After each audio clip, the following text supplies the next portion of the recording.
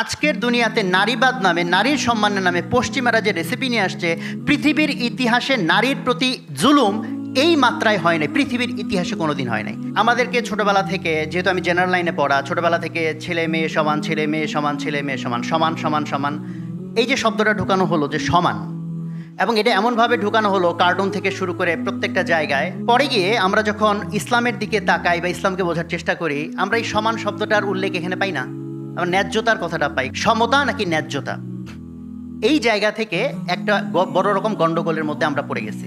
যেমন আমি যদি জিজ্ঞেস করি হার্ট আর ব্রেইন এই দুটা কি সমান নাকি কোনো একটা ছোট কোনো একটা বড়, এই প্রশ্নটাই একটা দুষ্ট প্রশ্ন, যে কোনটা বেশি ভালো। কারণ যে দুইটা জিনিস সম্পূরক, তখন যদি সেটা সমান নাকি কোনটা বড় কোনটা ছোট, এই প্রশ্নটা ইভেন করা হয়, এই প্রশ্নটা একটা দুষ্ট প্রশ্ন। আসসালামু আলাইকুম রহমতুল্লাহ। আল্লাহ তাআলার অসংখ্য শুকরিয়া, যিনি মহান আরশের রব, যার কাছে পূর্ণ আত্মসমর্পণের জন্য আমরা প্রতিজ্ঞাবদ্ধ। অসংখ্য দরুদ ও সালাম মহানবী হযরত মুহাম্মদ সাল্লাল্লাহু আলাইহি সাল্লামের প্রতি। আমি খুব সংকুচিত বোধ করছি এত বড় উলামা একরাম এবং এত গুণী গুণী মানুষের সামনে আমাকে কথা বলার সুযোগ দেওয়ার জন্য। একই সাথে আল্লাহর প্রতি শুকরিয়া এবং সেই সাথে সংকুচিত বোধ করছি। খুব সংক্ষেপে আমি দু একটা কথা পেশ করতে চাই ইনশাল্লাহ।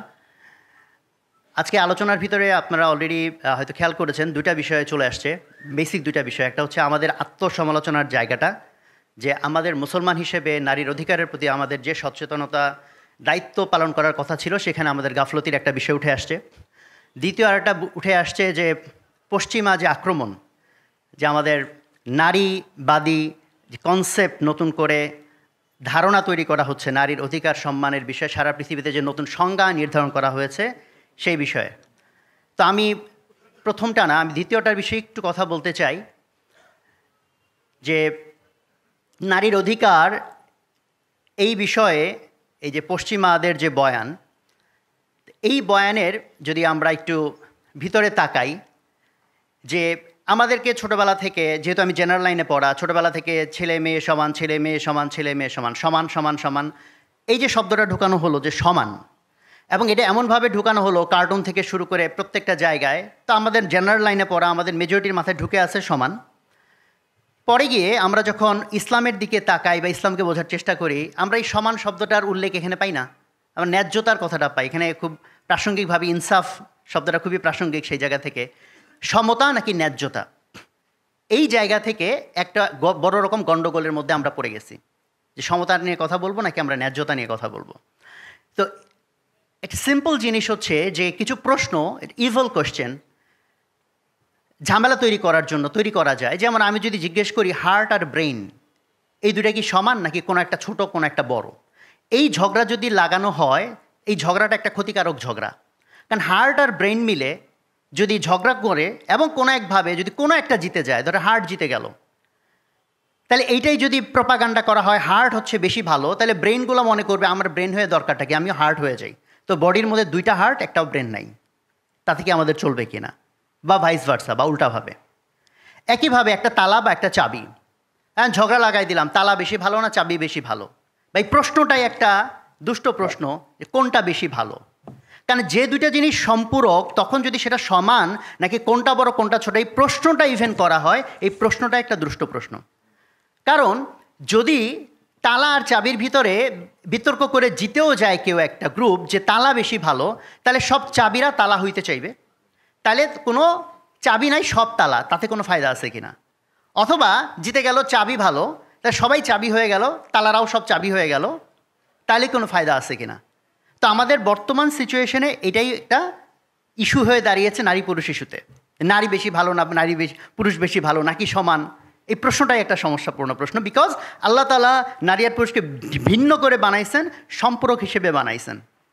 এখন এই যে তালারা চাবি হইতে চাইবে নাকি চাবিরা তালা হইতে চাইবে, এইটা কিসের উপর নির্ভর করে? এটা নির্ভর করে বায়াস কিভাবে তৈরি করা হয়, পক্ষপাত কিভাবে তৈরি করা হয়। কারণ প্রত্যেকটা ভালো মন্দ বিচারের আগে তার পেছনে কাজ করে আমাদের, যে তার পেছনে আমাদের জাজমেন্ট করার ক্রাইটেরিয়া কি। তো আমরা যদি ধরা যাক যে তালা আর চাবি নিয়ে বিতর্ক লাগাবো, আমি এটা প্ল্যান করে রাখলাম, এবং আমি তার আগে সমাজের ভিতরে একটা ধারণা তৈরি করলাম, পক্ষপাত তৈরি করলাম, যে জিনিস যত বড় সেই জিনিস তত ভালো।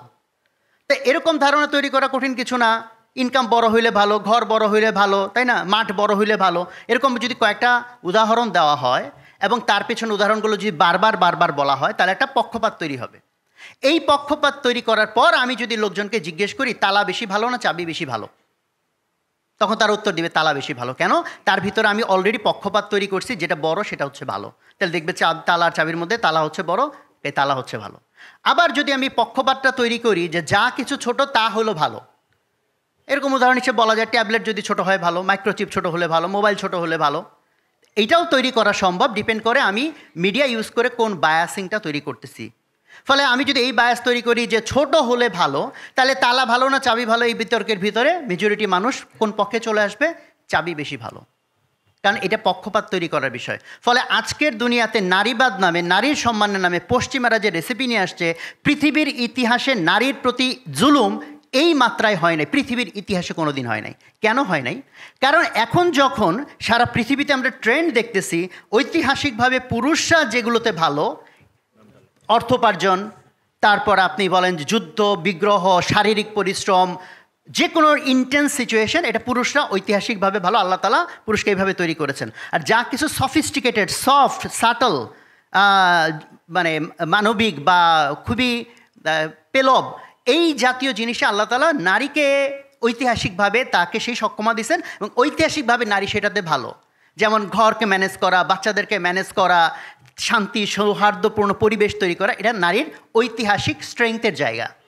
এখন সারা পৃথিবীর পুঁজিবাদ এসে বায়াস তৈরি করলো যে সারা পৃথিবীর মধ্যে অন্য কোনো কিছুর তেমন কোনো দাম নাই, খালি দাম হচ্ছে টাকা কামানো, যে যত বেশি টাকা কামাবে সেটা হচ্ছে ভালো, ইনকাম করাটা ভালো, টাকা উপার্জন ভালো। পুঁজিবাদের কোর কনসেপ্ট যখন এই বায়াস তৈরি হয়ে গেল যে টাকা কামানোটাই হলো আলটিমেট জিনিস, যার প্রমাণ হচ্ছে এরকম যে আমরা যখন একজন আরেকজনের সাথে কথা বলি, ভাই নাম কি, আপনার পরিচয় কি, তারপরে জিজ্ঞেস করি ভাই আপনি কি করেন, আপনি কি করেন, এটার উত্তরে আমি বলতে পারি আমি ভাত খাই, আমি ঘুমাই। বলতে না না ভাই আপনি আসলে কি করেন, এটাতে আমরা কি বুঝতে চাই? সে কিভাবে টাকা কামায়। ফলে টাকা কামানোটাকে যখন এত প্রাধান্যের জায়গায় নিয়ে চলে যাওয়া হলো, এরপর জিজ্ঞেস করা হলো নারী ভালো না পুরুষ ভালো। তো নারী চিন্তা করলো আমি তো টাকা কামাই না, পুরুষ টাকা কামায়, তাহলে তো আমি একটা ইয়েতে পড়ে গেলাম, মানে হীনমন্যতা বোধে পড়ে গেলাম। কারণ আমি মনে করি যে যদি নারীর প্রতি ট্রুলি সম্মান পশ্চিমারা দেখাইতে চাইতো, তাহলে নারী ঐতিহাসিকভাবে যেটাতে ভালো তাহলে সেটাতে তারা ব্র্যান্ডিং করতো। তাহলে সবচেয়ে বেশি বড় লোকের পুরস্কার দেওয়া হয়, সবচেয়ে ভালো মাকে তো পুরস্কার দেওয়া হয় না, সেটার ব্র্যান্ডিং করা হয় না। সবচেয়ে বেশি যে ভালো ঘরকন্যা করে তার পুরস্কার দেওয়া হয় না, সবচেয়ে বেশি ভালো যে বাচ্চাকে পালন করে এটাকে পুরস্কার দেওয়া হয় না, এটাকে হাইলাইট করা হয় না। হাইলাইট করা হয় শুধুকে টাকাকে বেশি কামাইলো। কাজে দুইটাই সমাজে দরকার, বাট আমি বায়াস তৈরি করছি কোনটার দিকে, যে টাকাকে কামাই। ফলে এখন নারীর মধ্যে হীনমন্যতা বোধ তৈরি হয়ে যাচ্ছে, আমি তো টাকা কামাই না। ফলে যদি পশ্চিমে বিশ্ব ট্রুলি নারীকে সম্মান করতে চাইতো, তাহলে নারী ঐতিহাসিকভাবে যেগুলোতে ভালো তাহলে সেটাকে তারা ব্র্যান্ডিং করতো। তাইলে কি হইতো? তাহলে পুরুষরা বরং নারী হইতে চাইতো। এখন হয়েছে কি, নারীরা পুরুষ হইতে চাইতেছে, ফলে এটা তার ভিতরে একটা জুলুম তৈরি হচ্ছে, কারণ তার ন্যাচারাল টেন্ডেন্সি ওইভাবে আল্লাহ সুবহানাহু ওয়া তাআলা তাকে তৈরি করে নাই। বাট তারা যদি নারীবাদী হয়ে থাকে, তাহলে নারী যেটাতে ভালো সেটাকে তারা ব্র্যান্ডিং করুক, তাহলে বরং পুরুষরা বরং নারী হওয়ার চেষ্টা করতে পারে। বরং আমরা উল্টা দেখতেছি, নারীবাদিতার নামে পৃথিবীর ইতিহাসে সবচেয়ে বড় জুলুম নারীদের উপর এখন চলতেছে। কাজে কথা লম্বা করার সুযোগ নাই, অল্প কিছু আমার দৃষ্টিভঙ্গিটা শেয়ার করার চেষ্টা করলাম। ফলে এই যে কনসেপ্টটা, যে পশ্চিমাদের আক্রমণ, একই সাথে আবার আমাদের নিজেদের দুর্বলতা, যে আমাদের ইসলাম যে দৃষ্টিভঙ্গি দিয়েছে, যে দায়িত্ব, সেখানেও আমাদের দুর্বলতা। তো এই দুয়ে মিলে যে উদ্যোগটা হুজুররা নিয়েছেন, ইনশাল্লাহ আমাকেও এটার সাথে রেখেছেন, আমি এই জন্য সম্মানিত বোধ করছি। এবং আমরা সাদগায়ে জারিয়া বললে আমরা মূলত মসজিদ করা, মাদ্রাসা করা, নলকূপ স্থাপন করা, এর বাইরের আইটেম আমাদের মাথায় খুব বেশি ঢুকে না। তাহলে এরকম একটা ফাউন্ডেশন, এটা কি সাদগায়ে জারিয়া কিনা, এটার মধ্যে যারা শ্রম ঘাম দিবেন, যারা শরিক হবেন, এটা কি সাদগায়ে জারিয়া কিনা, অনেক সময় এই উদাহরণটা আমাদের মাঝে ডিরেক্টলি আসে না। কাজেই এই ধরনের সাদগায়ে জারিয়া, যে ধরনের সংকটগুলো আজকের মুসলমান বিশ্বে প্রকট আকার ধারণ করেছে, সেখানে আল্লাহ তাআলা যদি আমাদেরকে মেহেরবানি করে সুযোগ তৈরি করে দেন এটার মধ্যে সংযুক্ত হওয়ার, শ্রম দিয়ে, ঘাম দিয়ে, মেধা দিয়ে, অর্থ দিয়ে, দোয়া দিয়ে, যেভাবে পারি আমরা, ইনশাল্লাহ আমিও শরিক হওয়ার মধ্যে আসি, প্রক্রিয়ার মধ্যে আসি এবং নিয়ত আছে। ইনশাল্লাহ আল্লাহ যেন আমাকে তৌফিক দান করেন। একইভাবে আমিও সবাইকে আহ্বান করব, এই যে উদ্যোগগুলো আছে, যে উদ্যোগগুলো আজকের দিনে আমাদের ইসলামের বিভিন্ন রকম সংকট মোকাবেলার জন্য জরুরি, সেই উদ্যোগে যাতে আমরা সবাই শরিক হতে পারি। আর আমার কথার মধ্যে কিছু ভুল থাকলে আল্লাহ এই ক্ষতি থেকে সবাইকে হেফাজত করেন এবং আল্লাহ তালা আমাদের সবাইকে তৌফিক দান করেন। আসসালামু আলাইকুম ওয়া রাহমাতুল্লাহ।